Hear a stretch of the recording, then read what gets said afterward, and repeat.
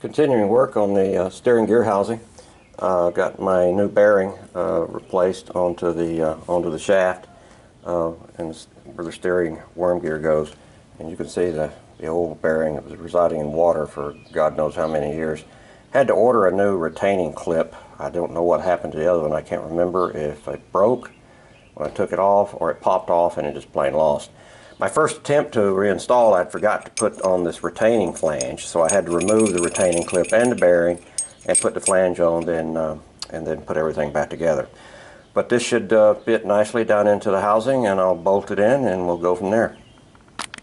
Came across an interesting thing as I was getting ready to put the gasket on the housing and to mount the base together.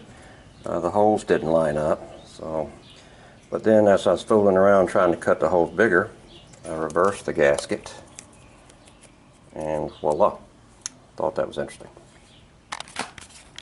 Okay, got the base mounted to the housing.